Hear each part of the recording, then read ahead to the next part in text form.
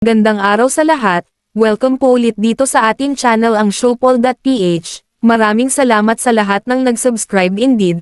Punta tayo sa ating viral SOCMED for today, March 31, 2026. Mula sa Facebook page ni Attorney Israel Itotorien. Published as is. Napasa ito sa akin at i-share ko na rin dito. Confidential funds. Tanong ng mga tao. At sagot ng mga analyst.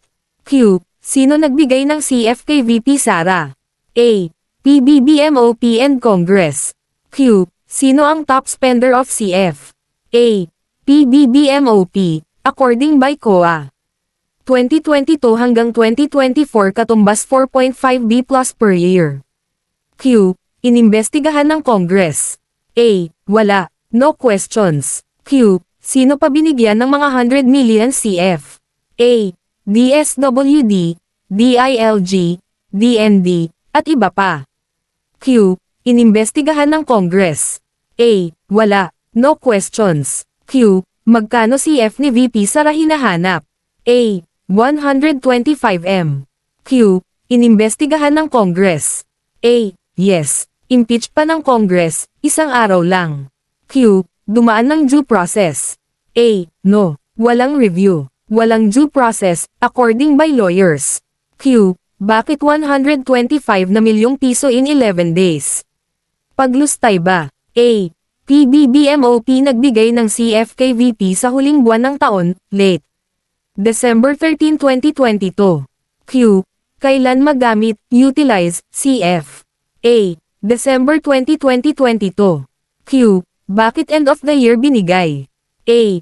Posible bitag, set up, kay VP, according by analyst. Q. Bakit ginastos sa 11 days? A. Ang batas public funds dapat gamitin bago matapos ang taon.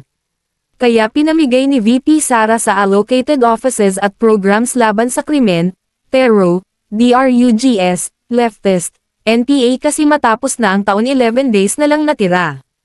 Q. Bakit si VP Sara lang inimbestigahan, bakit hindi lahat from OP to lower level? A. Para sirain si VP, kung ma-impeach si VP, hindi na siya pwede makatakbo sa anong public offices at wala nang makasita sa corruption. Political demolition, according by political analyst. Q. Tama ba ginawa nila kay VP Sara, second highest position, next to president, a lawyer, and military? Kung ikaw ano sagot mo? Thank you for sharing your ideas. Let's help build our nation. Praying, God save the Philippines. E-follow ang Facebook ni Attorney Israel Itotorien. I-click ang mga link sa description box. At yan ang ating latest SOCMED viral update for today. Huwag kalimutan mag-subscribe. I-click ang notification bell for more SOCMED viral updates at suportahan po ang ating Facebook page. Maraming salamat sa lahat ng nag-subscribe indeed. Magandang buhay sa lahat. Shukran.